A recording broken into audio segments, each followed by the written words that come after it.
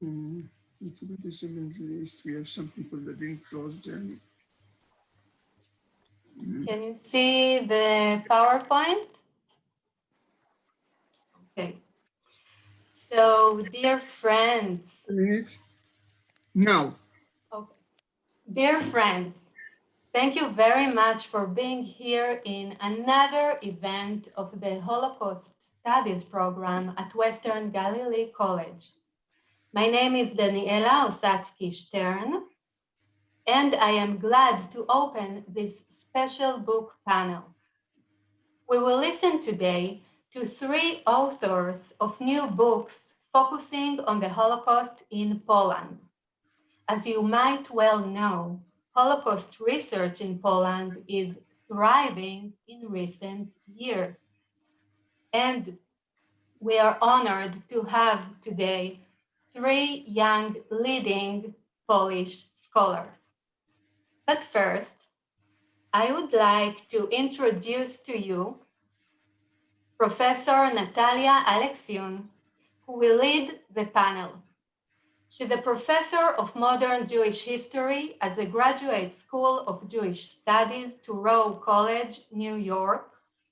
And among her publications are her book, Where To? The Zionist Movement in Poland, 1944-1950.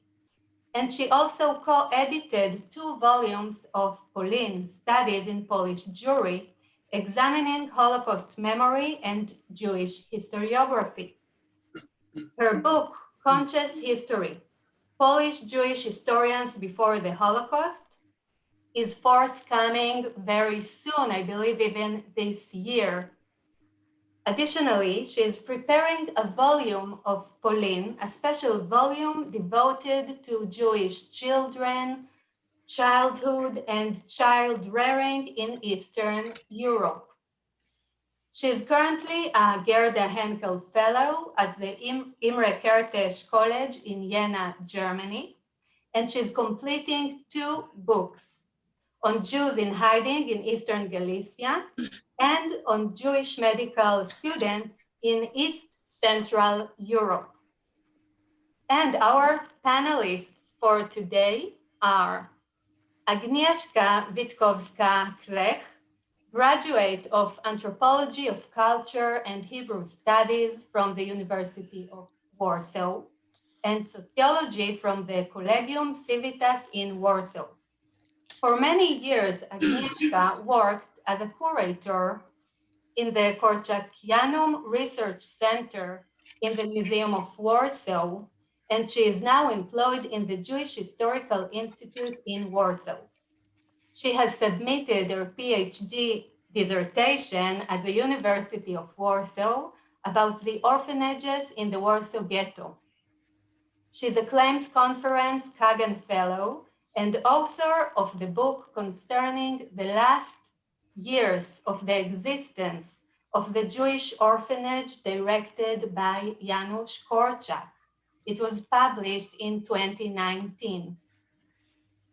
Our second panelist is Dr. Katarzyna Person, a historian of Eastern European Jewry working in the Jewish Historical Institute where she heads the full edition of the Ringelblum Archive Publishing Project. She's currently a Marie Curie Fellow at the Ludwig Maximilians Universität in Munich. She has written several articles and 3 books on the history of Jews in Poland during the Holocaust and in the immediate post-war period. An English translation of her book, entitled Warsaw Ghetto Police, the Jewish Order Service during the Nazi occupation, is due in early 2021 by Cornell University Press in association with USHMM. And our third panelist is Dr. Lukasz Krzyzanowski, an assistant professor at the Institute of Philosophy and Sociology of the Polish Academy of Science. He received a PhD in social science from the University of Warsaw. He was a postdoctoral research fellow at the Freie Universität Berlin. He was also an assistant professor in the Institute of History, University of Warsaw. His monograph, Dom, którego nie było, had 2 editions in Polish. Its English language adaptation, Ghost Citizens, Jewish Return to a Post-War City, was published in June 2020 by Harvard University Press. He has held scholarships from the University of Oxford, Yad Vashem, and he was also a Clems Conference Kagan Fellow. So we are thrilled to have all of you here today, and we are looking forward to hearing about your important research. And some technical comments. We are recording this session and we'll upload it to our website. And please keep your microphones on mute. If you have any questions for our panelists, please write them down on the chat, and please write at the beginning the name of the person you are referring to. And finally, I want to thank a special thank you to Dr. Boaz Cohen, head of the program, Dr. Ronnie Mikel Arieli, and Jan Buzaf from the organizing team for making this event possible. Thank you so much. Natalia, the floor is yours. Thank you, Daniela, and thank you, Boaz, and thank you everyone who made this conversation possible.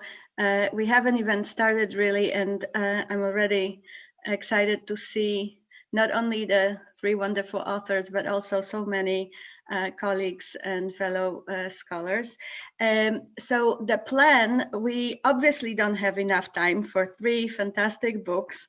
And all of Holocaust historiography and Polish Holocaust historiography.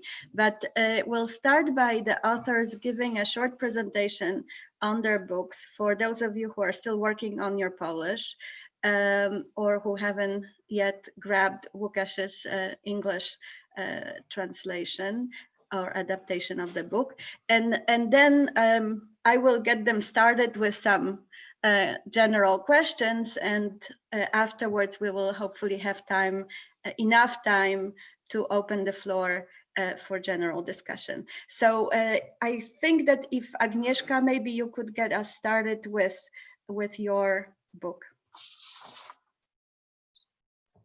Thank you very much for the introduction and presentation, and I'm also thrilled to speak about my book, which cover you've already seen, but I have to explain myself that actually it's another version of my master thesis that was prepared, that was written under the supervision of Professor Barbara Engel-King at the University of Warsaw. So actually the book is if I were a mathematician, I would say that it's some kind of a first derivative of that master thesis. It's some kind of a post-project.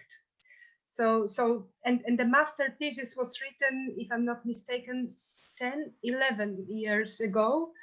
So you see that it took some time for the text to be mature enough to become a book. So the book actually, it's a revised story of the last years of the functioning of the orphanage directed by Janusz Korczak and Stefania Wilczyńska. I underline this second name because she's very often forgotten. And as I used to say also to my husband, behind every genius there is a woman, and that was the woman. So actually I was dealing with the history of the institution that was established before the First World War and was operating till August 1942. So actually that was more or less, actually, exactly 30 years of operation. So it is a general history of this institution and its changes. And actually, it is well known especially due to its tragic ending, but also because of the fact that the leader, the director, was well known. Korczak was a writer, was a medical doctor, was a social worker, and he was actually very active on this not necessarily social field or social care field, but generally in Warsaw. He was a well-known person. He also established a gazette for the Jewish children, and this gazette, this weekly, was published for more than 10 years every Friday.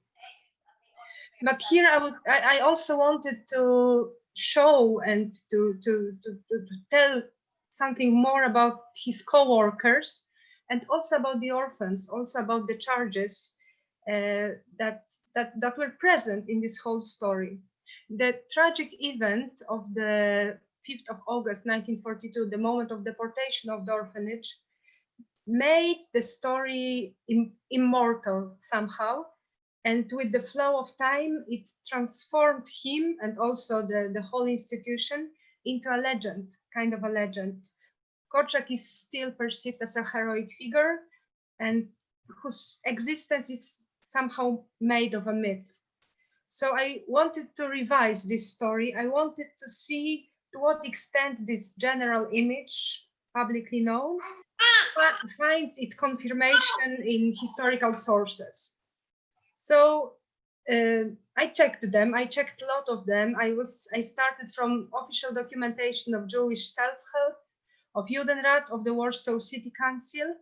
And I was actually very lucky because I was working in Korczakianum at that time when I was preparing this text, and I had access to many sources that are unknown or not necessarily known by many people. I was also reading tomes of memoirs and testimonies. And I also had the privilege to conduct 2 interviews with people who knew Korczak. One of them was Professor Alina Brodzka-Wald, later the professor of literature. At the Ghetto time, she was a young teenager. And the second person was Professor Jerzy Shapiro, a neurosurgeon who was a medical student in the Warsaw Ghetto. I was also reading closely the documentation that was produced in the orphanage itself, both by Korczak and also by the others, by his co-workers. I was also using Jewish press, this licensed Jewish press allowed by the Germans, and about this maybe we'll speak a little bit more later. I was writing mostly about Korczak, but really I wanted to make his co-workers and his children actually more visible, and it was very important to me to make the reader, today's reader, familiar with the atmosphere of the orphanage.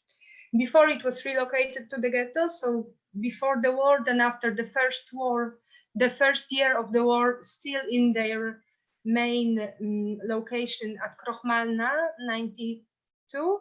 Then after, when they were relocated to the ghetto on Chłodna 33. And finally, the last location, that was Sienna 16. And at the end, I wanted to check this myth that is combined with Korczak very closely, the myth of, or the story, the history of the last march that occurred on the 5th of August 1942. First of all, I wanted to set the date to be sure what was the exact day of the deportation, and due to combination of sources and state of the weather, I was able to say that that was 5th of August, not 6th of August or 12th of August, and so on and so forth, and so on and so on and so forth. So I had some ideas while writing this text. I had some questions that I wanted to pose to the sources, and I was trying to find the answers.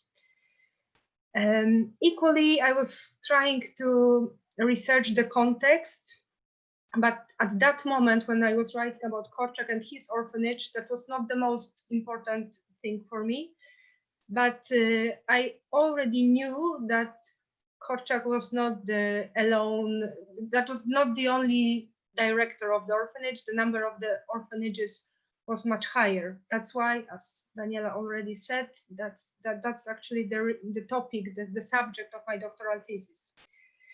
So to sum up, Korczak was the trigger, the history, the myth, the legend of Korczak was the trigger for me to say more about the ghetto in more general way, about the institution of social care, about his co-workers. Some of them we know from the name, some of them are completely unknown. We only know that group of such people existed. And probably the most important thing for me was to say more about the children, the children, that number of them exceeded probably 200 at the last moment of the existence of this institution. So that was my idea, and I hope that I managed to do that. And actually, you have to judge me if I managed. And thank you for this, thank you for listening to this short presentation. Thank you, Agnieszka. And since I had the pleasure of reading the book, I think you did, but we'll come back to how you did it in a little while. And if we can now shift to yet another book that sheds new light on Warsaw Ghetto, Kasia. Thank you, and thank you for having me here as well. My book is very different and tells a different story, and it came out from a pretty obvious starting point. So it came up from a feeling that there's a story, the story that we all know, a story that's told and retold over and over again, and yet we only know a fragment of it. So this is the story of the Jewish Order Service, of the Jewish police, and that fragment is what happens on the Umschlagplatz. And I felt that if we are to get some sort of a grasp on it, maybe not understand it, because understanding is probably not the right word here, but describe it, we have to go back, and not just back to November 1940 when the service is formed, but even further back. And on the other hand, that if we are to cut through the layers of narrative regarding the Jewish Order Service, the Jewish police, we have also to go forward and see what happens in the last years of the war and what happens after the war as well. So this was a starting point. And from then on, I started by looking at people who formed the Jewish Order Service. So this was an obvious starting point. And I was, of course, trying to get rid of the stereotype of quote unquote assimilated lawyers who are meant to be members of the service. I was trying to show that they did indeed come from different backgrounds. They had different ideological formations. And I think maybe even more importantly, they had different places in the network of social relations, in that network which is then transformed into the Warsaw Ghetto. So this was that. And even assimilated lawyers, that we do have them and who do form the main body of the officers in the service. Here I also tried to look at what it meant to be an assimilated quote unquote lawyer. So what it meant to be a Jewish student in the law faculty in the 1930s. What was the background and what was their formation and what was their identity as well. So what was their Jewish identity and the Polish identity, and how that affected how they saw each other within their group, and also how they saw people around them, the rest of the ghetto inhabitants. And I focus here mainly, of course, on Józef Szeryński, who was a great example of that, a man most readily associated with the Jewish Order Service, a commander of the service, but also a man who had an incredible career in the pre-war Polish state police, a convert, but nonetheless managed to go up really high on the ladder of the Polish state police, a man of great charisma, very professional, and one who had great organizational skills. And then he moves in the Warsaw Ghetto, and what happens then? When he suddenly around people who he, for many years, didn't want to have anything to do with, how he's dealing with it. And then, of course, as we know, he becomes infamous as really the object of the first armed action of the Jewish underground, the unsuccessful assassination, and then commits suicide. So him on his own is enough for a book, I guess. And as is everybody else who forms the Jewish Order Service. And then I tried to see what happens when you join the Order Service, what it means to have a desk, what it means to have an office in the ghetto, what it means to be able to support your family, what it means to have friends and colleagues you can go out drinking with in the evening, how this group inner dynamics work, But then on the other hand, what it feels and means to be a Jewish intellectual, or someone who considers themselves to be intellectual, a university graduate who suddenly becomes a policeman. So suddenly he has to go and do the roll call in the morning, and then he has to go and patrol the streets, or inspect the gutters, or direct traffic on the ghetto street, or chase after little smugglers. So this was also a part of the story which I felt was maybe not told enough, and one that I found really interesting, that sort of tension between those two aspects of being a policeman. And then of course the duties change, and that is another fascinating part of the story, when they get increasingly more and more duties which are imposed on them by the German authorities, which are linked to catchments to the forced labor camps, which are linked to disinfection actions, which are also linked to participation de facto in executions of Jews who are caught on the other side of the war and brought in the ghetto and then killed in the ghetto jail. So this is when they become part of the hated order service, when they no longer are boys in any way, but they are now the enemy. They are someone else. They are stigmatized as a member of the service, no matter how they act on their own. And in the most, I think, not even most radical, but in many writings that we know from before deportations, they're already not classified as Jews. They're something else. They are the other side of that. They're not part of the community anyway. And that's interesting and very important, because this happens well before the deportation actions from the ghetto. And I think it's something that I try to describe, and which I really focus on, I think, in my book.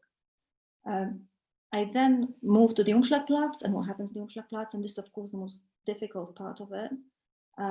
But what I'm trying to do here is just describe what's happening and try to show choices those people are facing, because they are facing choices and they are making choices. Even within that situation which they still have some agency, and some of them carry out their duties at the minimum level for as long as it takes to get the family out of the ghetto, and then they give up, or then they leave the police.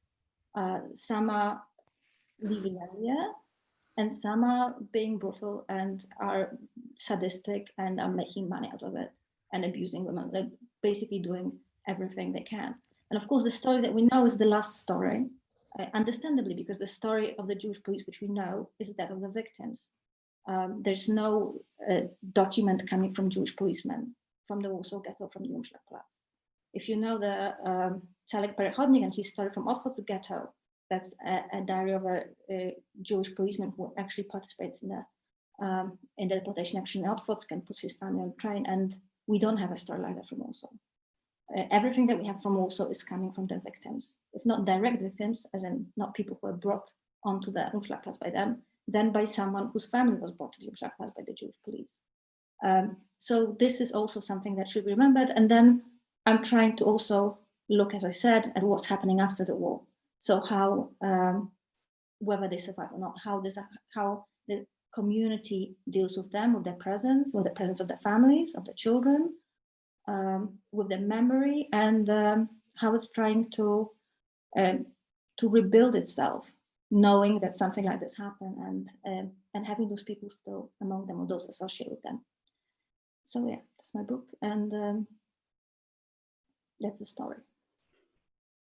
Thank you, Kasia. And again, we'll come back to your book, but on the note of attempts to rebuild Jewish community after, let's move from metropolitan Warsaw to Radom, to the book that Lukasz put together.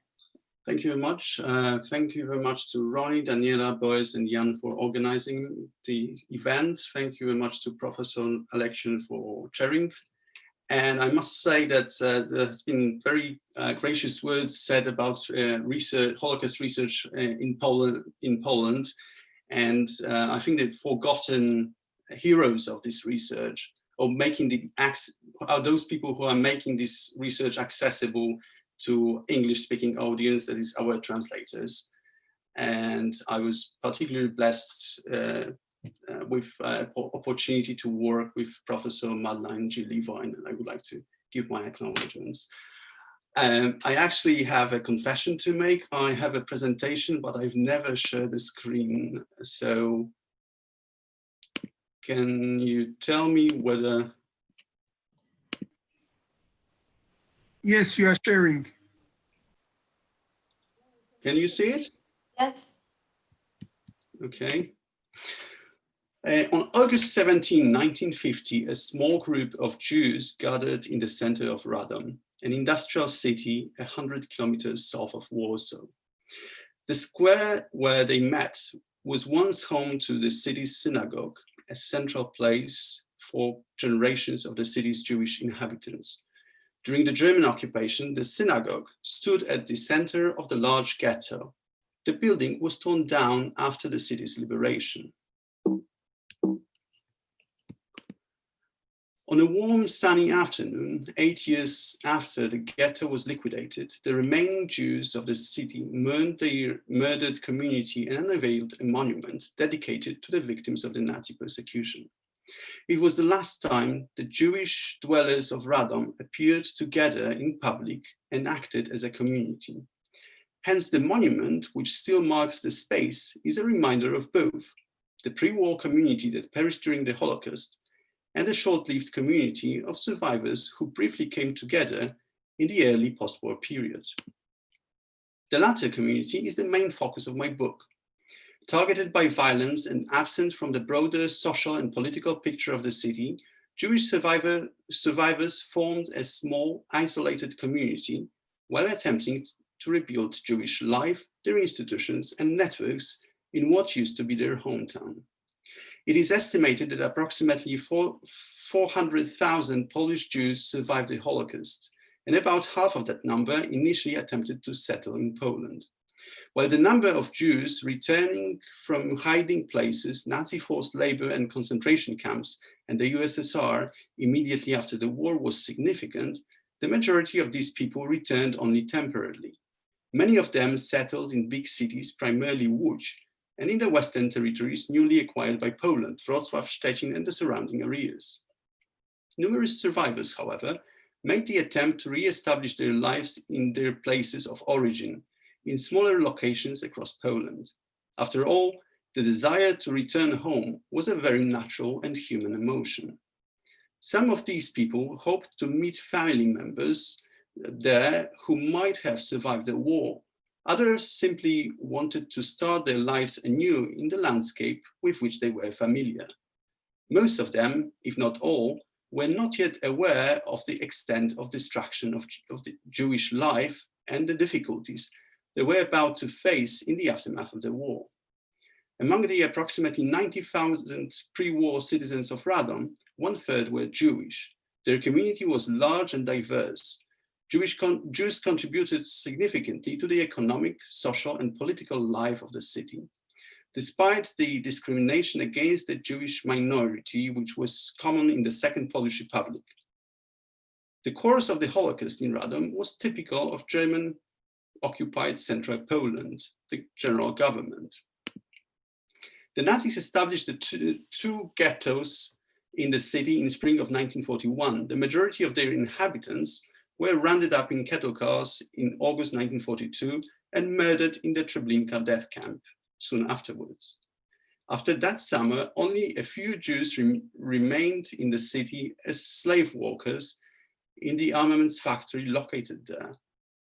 Jewish survivors started to emerge in Radom just days after the city's liberation in mid-January 1945.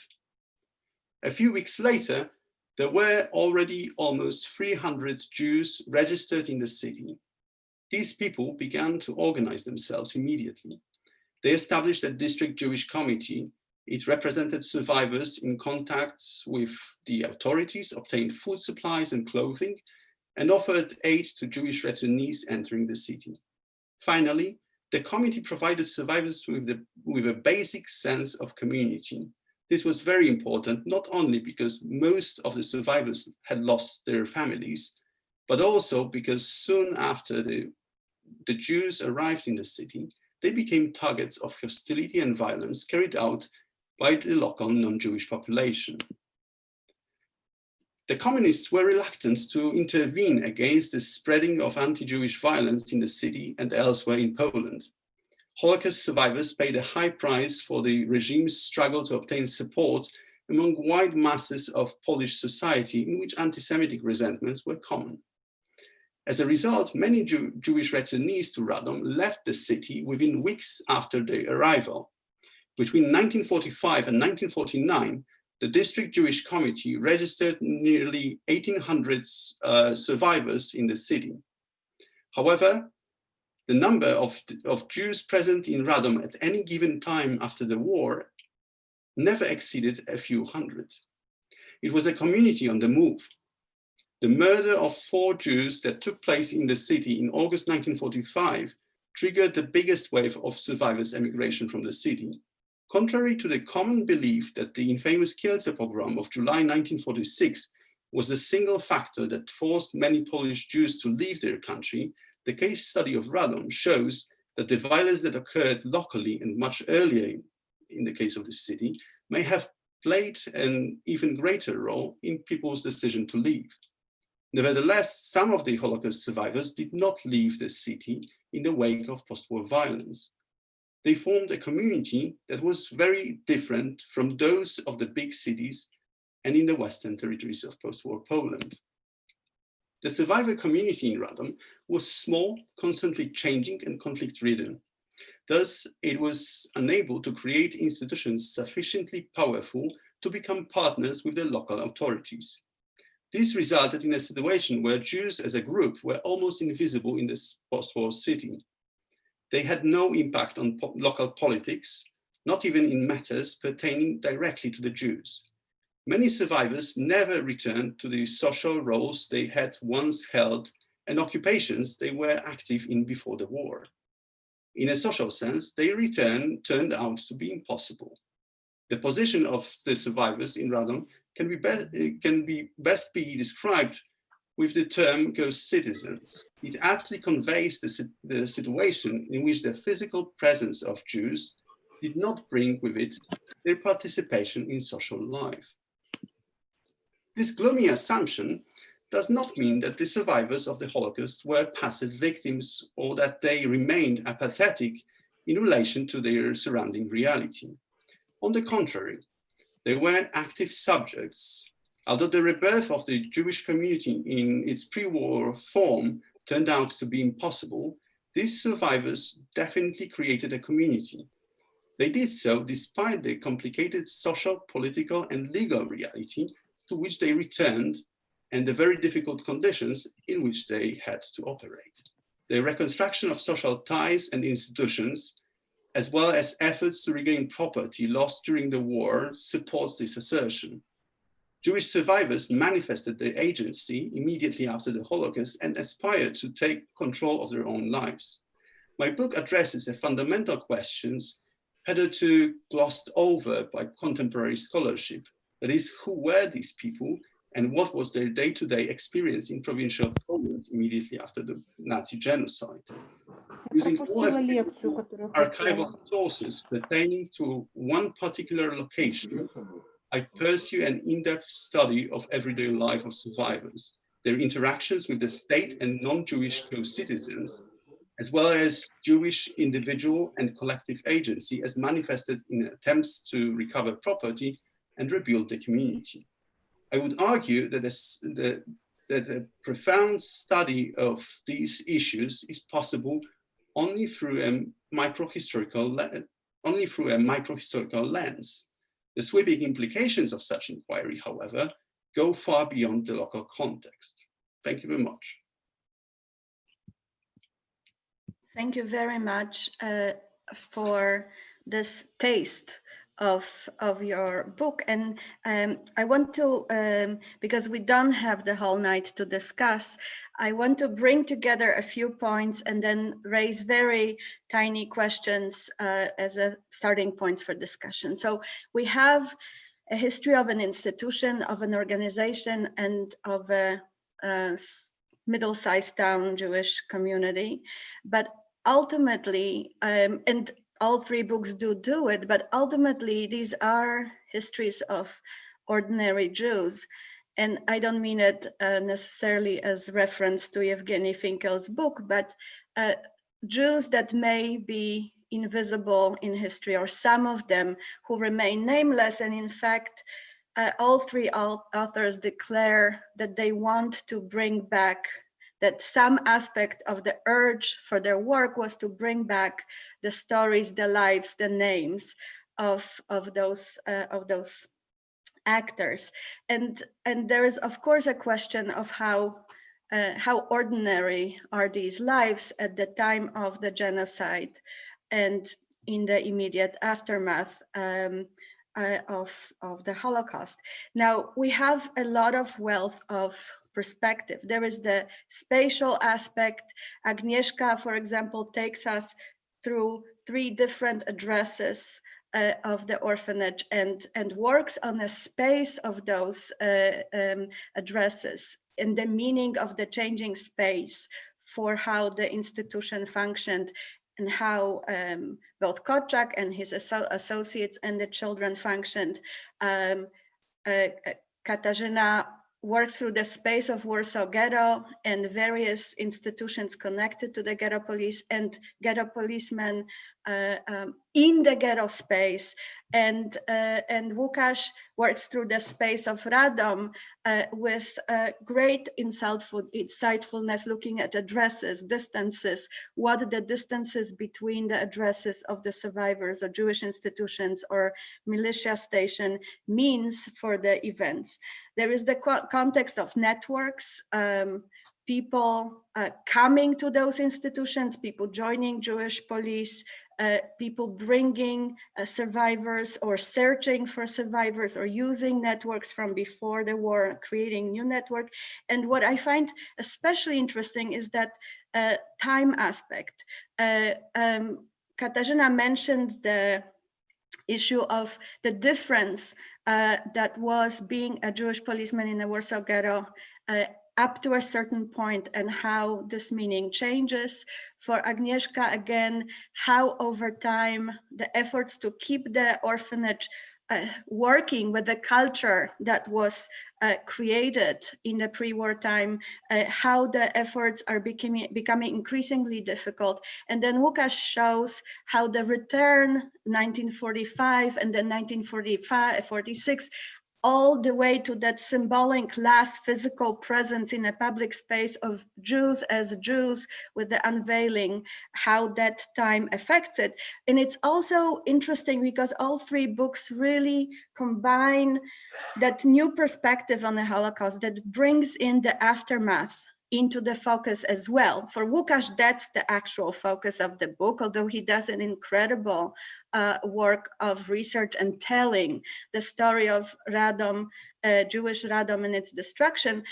But Agnieszka and Katarzyna also very much look at this, Agnieszka, I think you call it in your introduction, social consciousness, if I was to translate it, right? How the memory functions later, how the memory of the role of Jewish policemen functions later.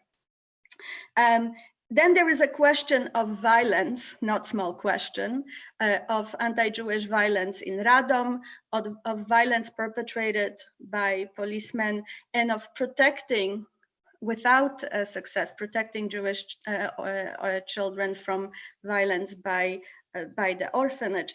There is emotions, there is bringing of the past and present. But I also think what's interesting about these books is that they make very strong cases in different ways for that ideal of integrated history of the Holocaust. Lukasz says it very forcefully that this is part of Polish history, that this is not just Jewish history taken out of that Eastern European Polish history context. But Agnieszka and Katarzyna, I think, also very much pay close attention to interactions with the Aryan side, with the actors on the other side of the wall, and also in terms of memory and justice after. Now, I wish we had the whole night for all of these points, but let me ask 3 questions and you can choose how you want to answer. One is the sources. All of you collected amazingly interesting sources and make very strong case for ego documents, for personal testimonies of various kinds. You of course also have institutional sources, but those personal accounts that you read and cross-read to also establish facts such as that date and day of hour of the day, right? Agnieszka established that the children were taken out in the morning. We know it now because she cross-read the text. But I would like to ask you about pictures that play very important role in your books. How is this pictorial turn, as it were, how did those pictures affect you, inform you in your work, how this was part of your sources? I would like to ask you about how you see your book in the broader context of Polish historiography of the Holocaust, in all those very tense moments right now for the future of history writing in Poland and Holocaust writing especially. Some of you might know that the plot thickens in Poland, and in terms of just how much free space there is for history writing. And then questions that remained unanswered. All of you talk about things you hope to establish, but probably we will never know. If you can choose that question that you, after so much work, so much research, that still bugs you, as it were, but you were not able to solve.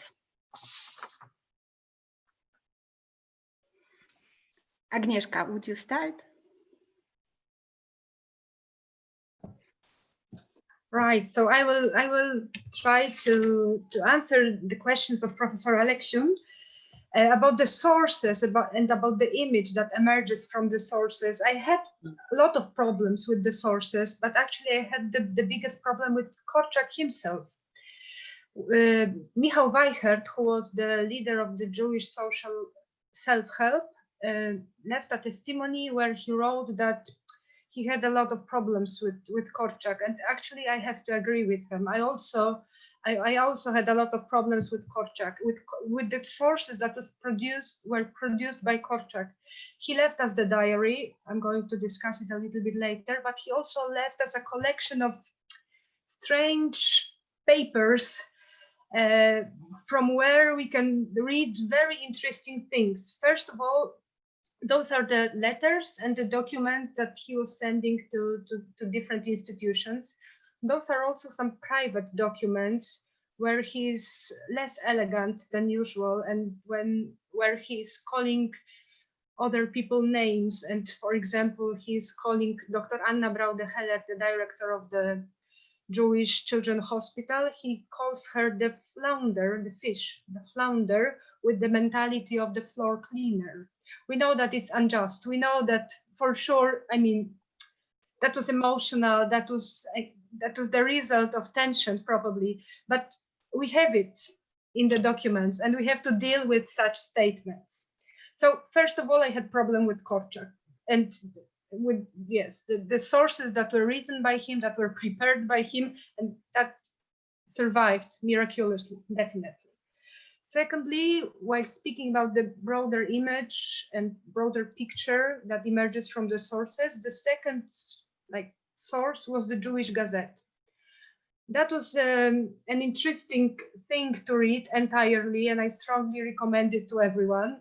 It's in Polish, unfortunately, but there are some Hebrew lessons also. The Hebrew lessons are in German, by the way. So the Jewish Gazette, which speaks a lot about the reality of the Warsaw Ghetto, but actually we don't know to whom this voice belongs to, actually, because it's licensed, but at the same time it gives a lot of details. And here I can also combine this Jewish Gazette, Gazeta Żydowska, with Korczak, because probably you don't know that, and that was one of my discoveries. The last published text of Korczak, of Janusz Korczak, appeared on the pages of the Jewish Gazette. That was a dementi that he sent to the editorial board, after a reportage that was written by Guta Eisenspike, who visited the orphanage, and she wrote, like, you know, very clear and beautiful. She painted this clear and beautiful image of the situation of the orphanage. And then after Korczak replied that actually it's not as simple as she thought. So Korczak himself and Jewish Gazette were the parts that were most problematic. Of course, the sources are never sufficient. They are scarce, they are destroyed very often, you cannot reach them, and there's always a struggle that you have. What was new?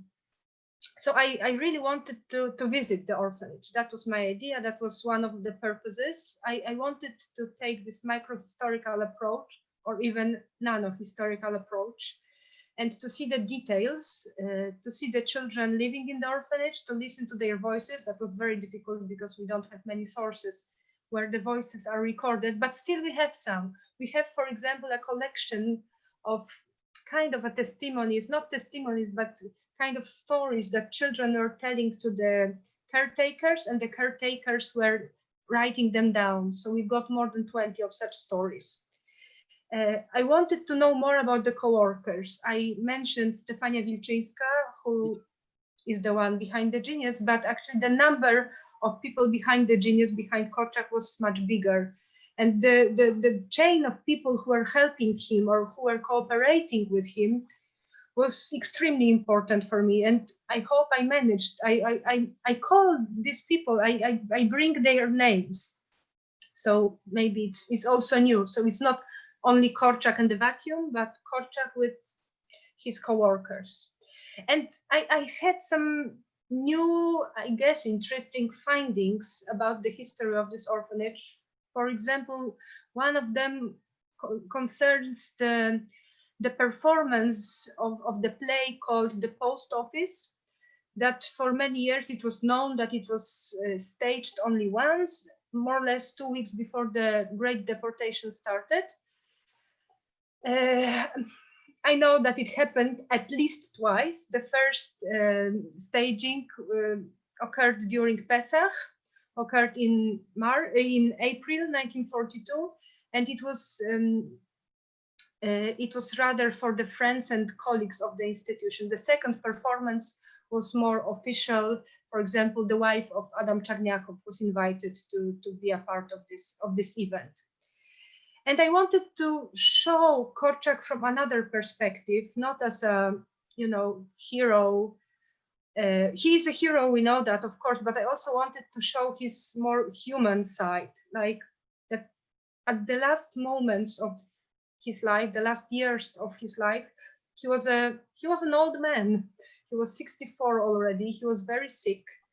He had some mental problems also. We can read it from his diary that there are some symptoms that he's clearly depressed, that he was drinking alcohol also, and we've got the evidence for that. So I wanted to show his human part, not the heroic part that is widely known, discussed, or even not discussed, but accepted, like without asking questions. And what is, yes, maybe I will quote Korczak here while speaking about the questions. Question is actually more important than the answer, because when you ask a question, something moves in your brain. You have to think about the thing. So I was asking constant questions, and I have a lot of questions without the answers. I tried to be as precise as possible, but I couldn't. I just couldn't. I was trying to be with the children all the time. I was trying to get to know what they were doing during their free time and so on and so forth, but it was completely impossible.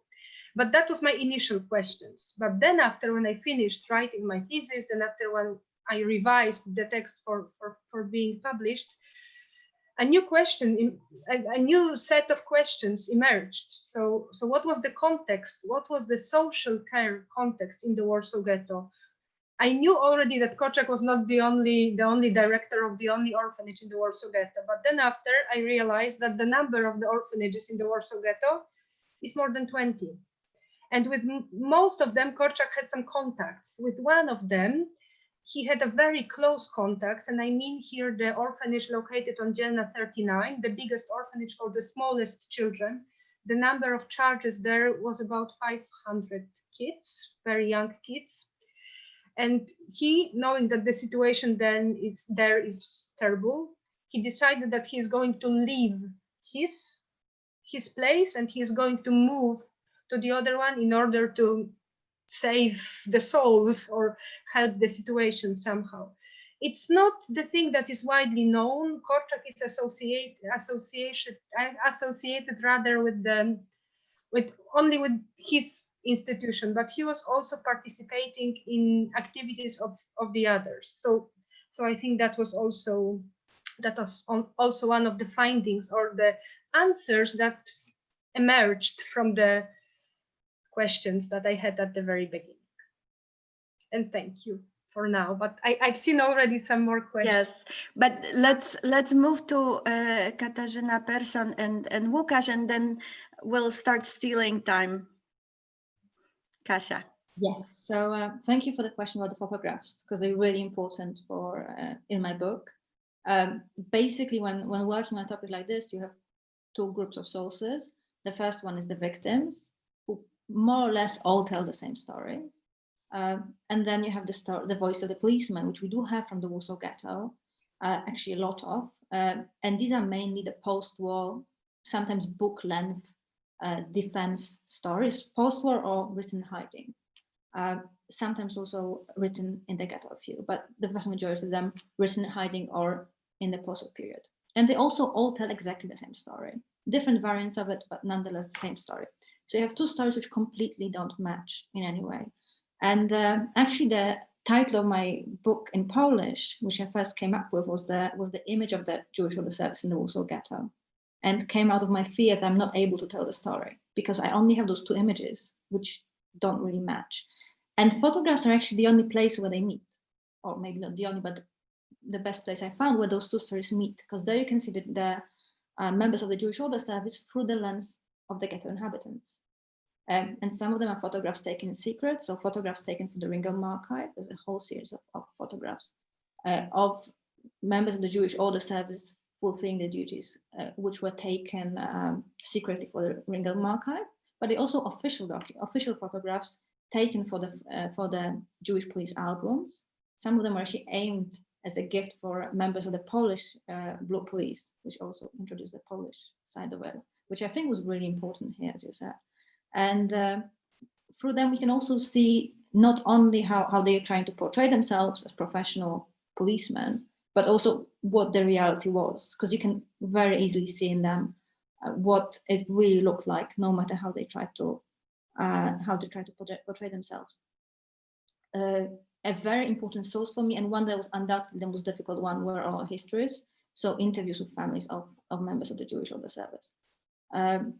These were really the first, that's another aspect of it, one of the first interviews I ever carried out. So this was really getting at the deep end of it. And the issue of family memories of such difficult topics were extremely difficult for me. And I didn't really put, I think, in the book enough, but mainly because I had so much problem processing it and trying to understand it. That's a topic for another book, I think. And very briefly, when it comes to writing history, this type of history today, this, of course, for many reasons difficult, especially a topic like this, which is understandable, but also in a way easy because of how much is being done in Poland right now, not in Poland, but everywhere in terms of Holocaust, not only Holocaust studies, but Jewish history. And as I said, I was trying to put this story in a longer Jewish history. And it was wonderful to find out how much I have to fall back on, how much research there is on pre-war Polish Jewry now, on their identities, on the formation of the community before the war, and then also increasingly on after the war as well, for the search of retribution on the social codes, not only in Poland, in DP camps, but also on the search for retribution in Israel. So this really is difficult, but also fantastic times in terms of how much support you can get from other scholarship, which has been created at the same time. Thank you. Lukasz, please take it from here. Thank you. I think I start with the historiography, because I think the question about sources and research questions are linked somehow, at least in my answer. So I'll start with the historiography. I think that there were two principles that guided that brought me to that research. The first was the observation that we have little information about provincial cities. We know relatively much about Jewish life in post-war Poland in big cities and in Western territories. There is an amazing book by Irena Hurwicz-Nowakowska, who was a Jewish survivor herself and who wrote a PhD thesis in sociology at the University of Warsaw in 1948, I think, or 7. Who conducted, and it was a massive quantitative research conducted among the survivors in Poland. But she focused, but most of the questionnaires were answered in either in Łódź or in Western territories. She did her field work in Rychbach-Dzierżoniów, so the Lower Silesia area. We have little studies. We basically don't have many studies about central Poland and cities that are not Warsaw or Krakow. So this is paradoxically, we know more about the situation in small villages, because we have some accounts by survivors, some memoirs of survivors that came back to villages. Then we know about those medium-sized cities, and I argue in my book that this is a bigger phenomenon, and I think I find similar processes or situations also in other cities where I could go and study a bit. Another good reason to do a study on post-war Radom was that the landmark studies of post-war Jewry in Poland by Jan Tomasz Gross, Joanna Tokarska-Bakir, Dawid Engel, or Natalia Aleksiun, they focused on either violence or emigration. So they told the story of Jews leaving Poland. There was, until very recently, there was little scholarly attention paid to those survivors that didn't leave immediately, and that was my second reason why I wanted to focus on that community. The sources, while I value ego sources, I think that is one of the biggest disappointments in my research, because when I was starting the project, which was my doctoral project, I was hoping to find letters, diaries, obviously written in Radom in 1945-46, and tell the story of the community through those ego documents. And I found none. It's not that they don't exist. I think they exist, but they are still in private possession of the families. None of those diaries or letters ended up in museums or archives. No, not in Poland, not in Israel, not in the US. I also checked France and Canada. So if anybody who is listening to me is in possession of this sort of letters or diaries, not necessarily from Radom, but from similar locations, I would be very happy to. Please get in touch through the organizers. So I had to focus more on the documents that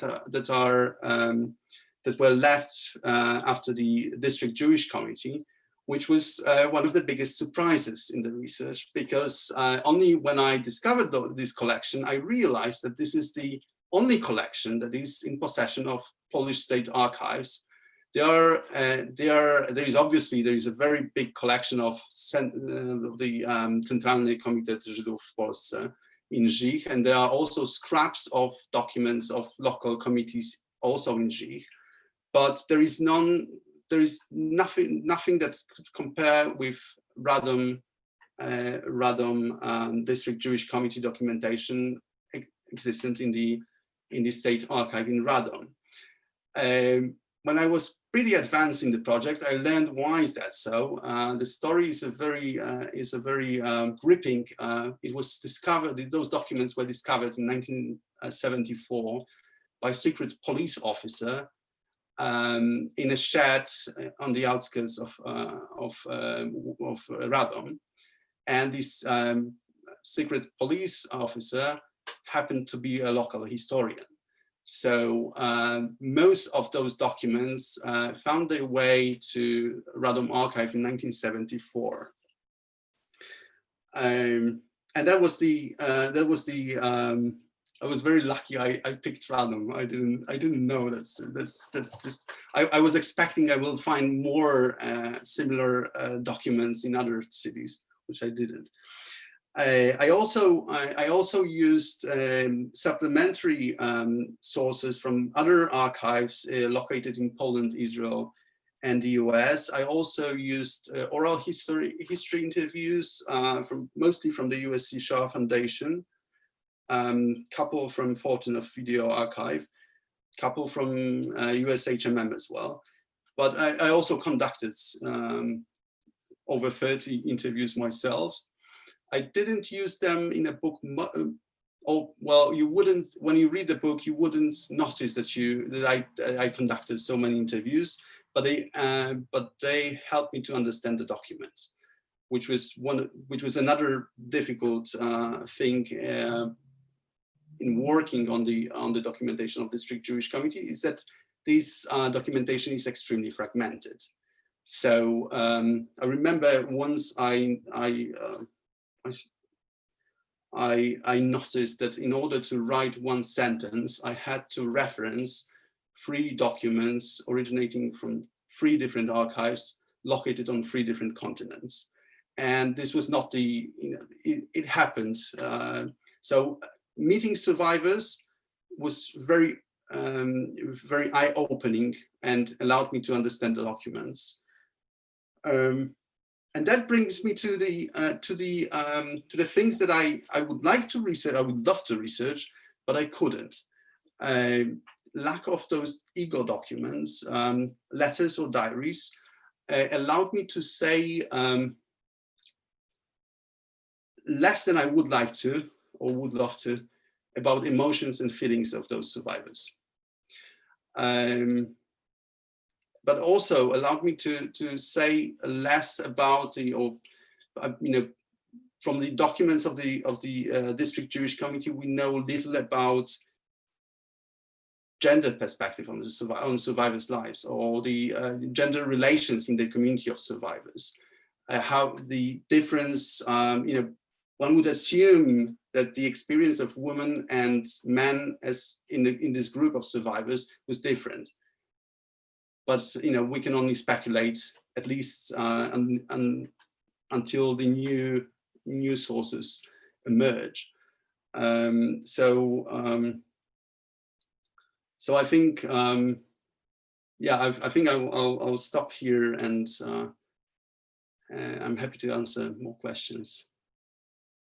So much, and there are some fantastic questions in the chat, so we'll now read them, and if you can address them as they come. Thank you so much. I would first like to thank Professor Natalia Aleksiun for chairing this wonderful session, and for our 3 speakers. And of course, we have many questions and our time is running out. So we will try to do 2 rounds. Hopefully we'll manage. And I will start with a question for Agnieszka. Madame Shachar is asking, one of the most famous stories about Korczak was that he was able to escape the ghetto, and that he could actually save his life, and that even a German soldier wanted to save him. Did you explore it? And I'm combining it with Another question asked by Yotam Rosin, who joined Maden about Korczak's choice to join the children in death. And he says, I want to follow with another.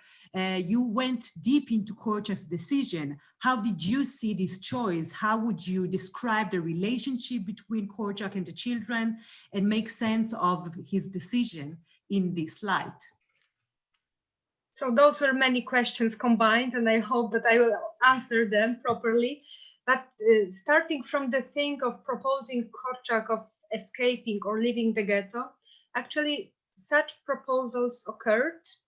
And the most famous probably is the one that he was given from the side of Maryna Falska, the lady who was the director of the twin orphanage for the Polish children that was operating on the same basis as Korczak's orphanage. And Korczak was also active in leading this institution. So it was, of course, located outside of the ghetto and in quite a calm area in Bielany district in Warsaw. And we know for sure that Maryna was proposing Korczak to leave the ghetto and to stay somewhere there. Not necessarily in the other orphanage, but somewhere, that something is organized for him by her. The second proposal that we know that happened came from Igor Neverly, the secretary of Janusz Korczak, the person who was his friend, not only his secretary, but also his friend, but also the husband of Barbara Scheinbaum, who was a few years earlier the girl in the orphanage of Janusz Korczak. So actually Korczak was like the father of this marriage. So they were very close to him, and they were also trying to do something, to propose him any solution. We also know that another lady met Korczak, Maria Podwysocka, and she testified after the war that Korczak was thanking her from the bottom of his heart that she is the only one who is not proposing him leaving the Warsaw Ghetto. So it tells us that the number of such proposals was higher.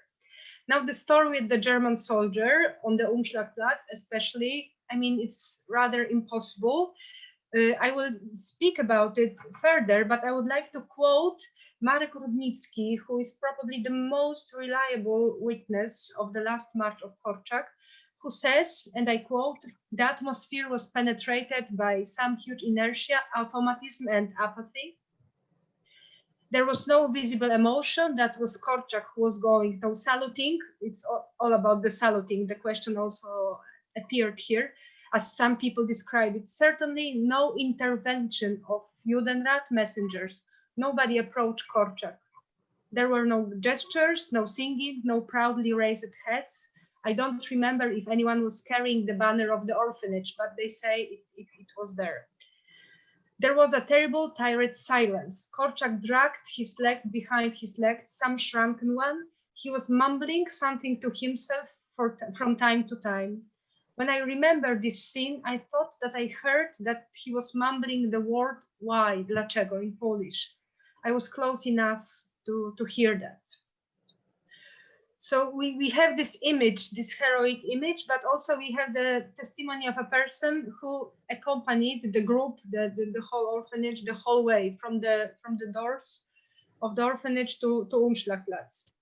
The story about rescuing Korczak on the Umschlagplatz, again, they are also not very possible, so to say. So the proposals could have appeared earlier, but on the Umschlagplatz itself, no German soldier appeared and asked Korczak to stay. There were some moves made by the workers of the Judenrat, and we know it from Nahum Remba, who was a worker of Judenrat, and we know that they were trying to make him stay in some more safe place, to leave the children on the Umschlagplatz and to hide somehow, but he refused to do that. So this image of a German saluting and proposing Korczak to stay is rather a myth. It was used in many visual representations, so to say, both in the movie of Andrzej Wajda, Korczak, and also in the movie that was directed by Alexander Ford. The title of the movie is Sie sind frei, Dr. Korczak, that was made in Germany. So we have this motive. We have this motive that comes back very often, but it's hardly possible. It's hardly possible. And yes.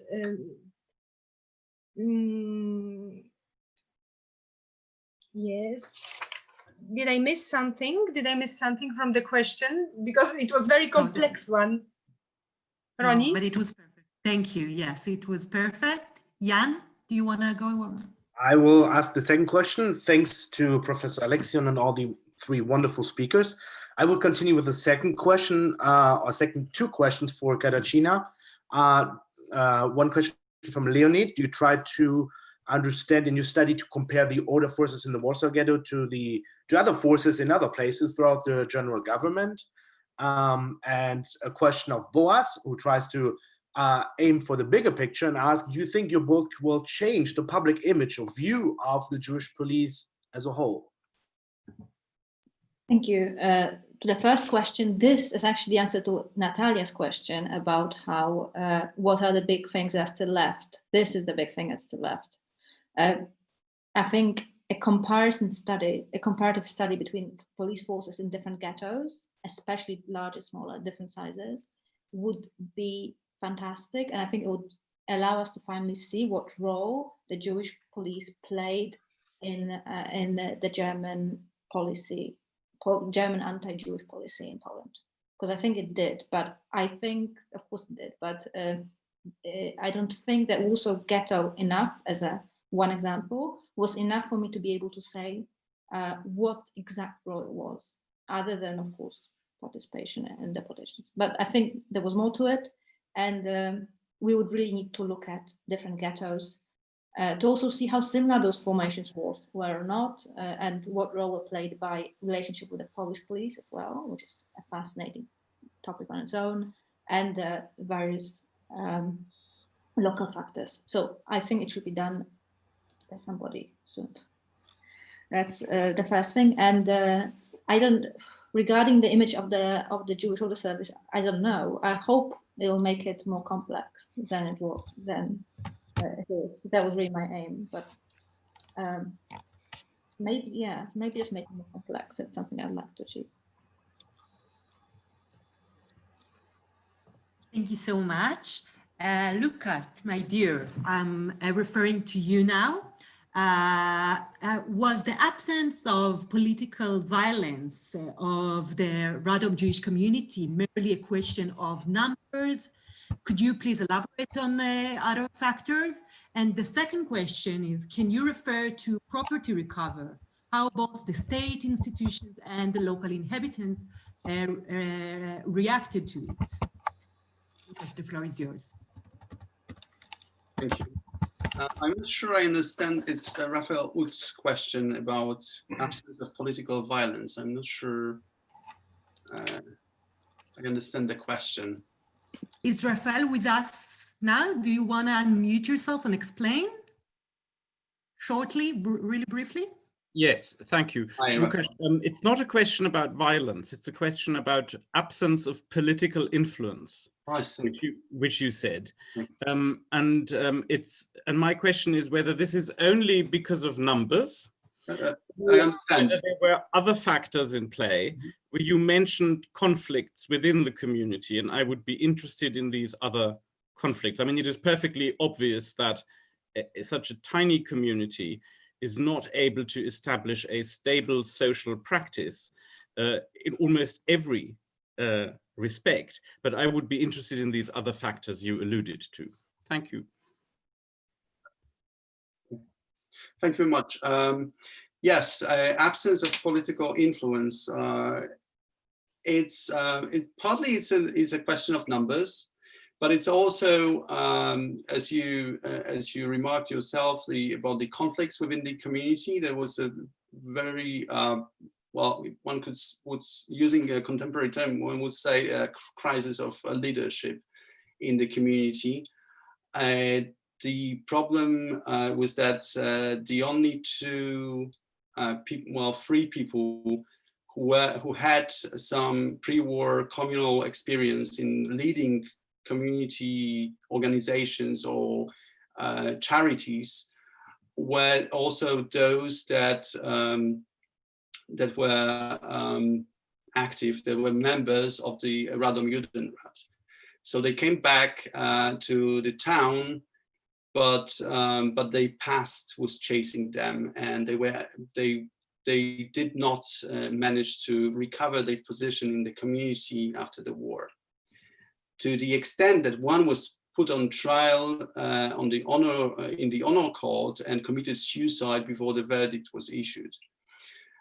So the leaders of the community were people who were lacking experience. They were preoccupied with daily management of the committee, which must have been an extremely difficult task, since the organization was changing as quickly as the community was changing. So it seems that very soon they figured out that they cannot operate as the committees in bigger cities, so they cannot have departments. They just have all hands on deck, and they commit people to doing particular tasks because they were unable to maintain this structure. There were also another problem with the lack of political reason for lack of the political presence of Jews in post-war Radom is that the authorities were well, so just to say it mildly, unwilling to cooperate with them. And we have many accounts from Radom, but also from towns in the area that the local authorities or local people in charge of the counties are declaring that when it comes to the Jews, the German regulations are still apply. So it is clear that they were not treated by the local authorities as partners or even as citizens. And so Jews are present twice in the minutes of the local government meetings in Radom.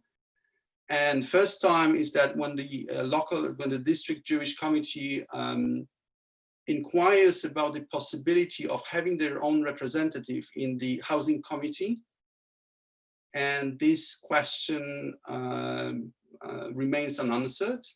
They don't even address. They notice that they asked, but there is no follow-up in the minutes. The second, they appear when the city wants to renovate and reopen the Jewish hospital.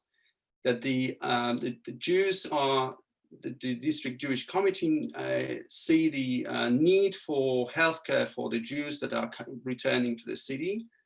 They suggest that they will find foreign funding. They will seek for foreign funding to reopen the hospital, and that it will be the hospital run by the local government, not Jewish anymore, but it will host also Jewish patients. The local authorities were not interested in this in such deal. They waited couple of more months and they reopened the hospital themselves, and the hospital operated until late 1990s.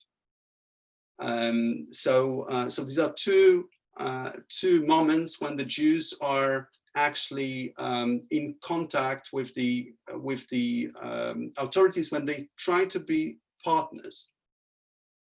There are couple of more situations when they are clients. For example, at the beginning, most of the food supplies were coming from the local authorities, not from joint. Later, it is from joint. About the property recovery, I was studying mostly the private property. And first, I was amazed with the number of property restitution claims brought into the courts by private individuals. And then I noticed that the legal regulations have changed twice within the course of the year, and they changed in a way that they were harmful, particularly harmful for the Jews who often didn't have close relatives. So initially in 1945, even people from the extended family could claim property of the relatives. Since 1946, these were only the closest relatives, and obviously such regulation was diminishing the number of Jews who were able to recover property. Nevertheless, such situations happened, but it didn't change the general trend of transfer of the Jewish property into non-Jewish hands, because most of those people were selling those properties immediately, because either they recovered something that was already inhabited, and obviously that puts the survivors in harm's way, because the new tenants were unwilling to move out. And we know about some murders that occurred in other places than Radom that were triggered by these property situations, but they also needed money, so they were selling it on. So that's a very short story of a chapter. Thank you. All right, thank you so much to all the three speakers and Professor Aleksiun. We're going to move now to some concluding remarks, as the tradition wants to, from the head of the program, Dr. Boaz Cohen. The floor is yours. Thank you. First, I learned a lot. Second, I'm really moved because I think all the speakers here spoke in Western Galilee College conferences and presented this research, especially Katya. I think she's presented her research when she just started. And it was a really moving moment for a Polish historian to talk about Jewish police in the Israeli conference with the Israeli audience, public audience, not academics. And to see all your projects coming to fruition, and Agnieszka, we hope, translated into English soon. And that means being a part of the international discourse of Holocaust memory. So we are really happy for this, and we're really happy to have been there along the way. Of course, this is your work, not ours. And I think one thing that we really learned, he reminded us of this tenet that we teach our students and ourselves. Life is complicated. It's complicated. People are complex. Doesn't make them less heroes. Doesn't make them less villains. They're still complicated.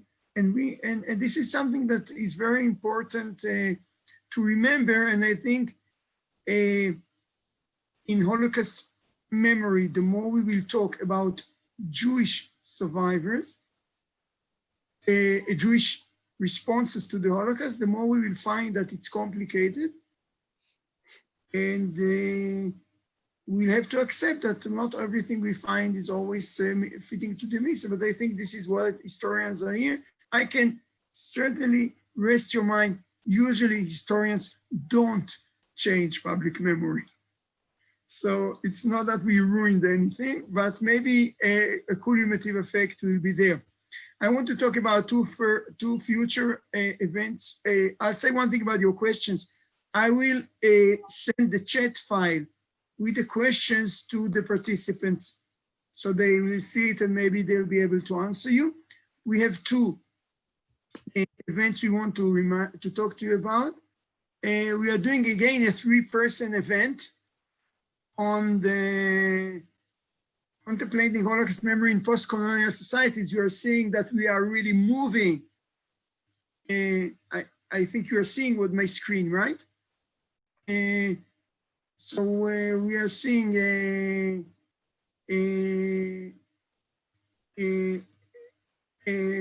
focus on Holocaust memory. We are leaving Europe for a minute. We'll be talking about South Africa, Canada, and the Caribbean.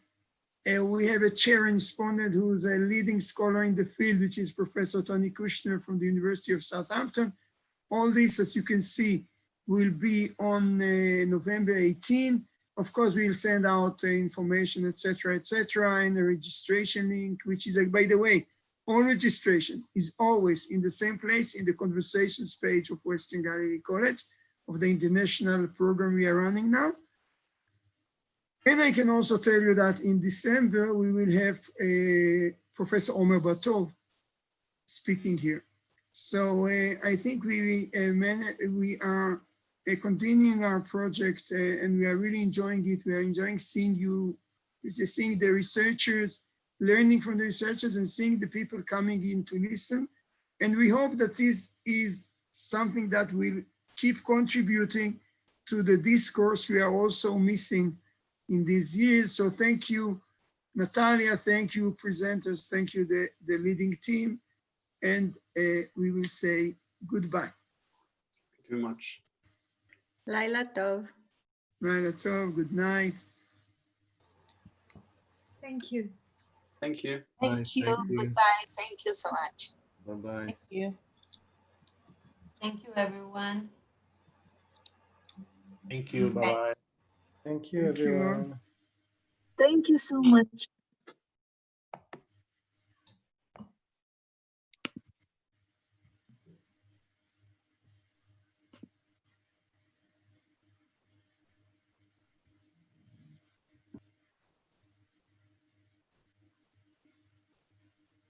If anyone is still recording, you should stop.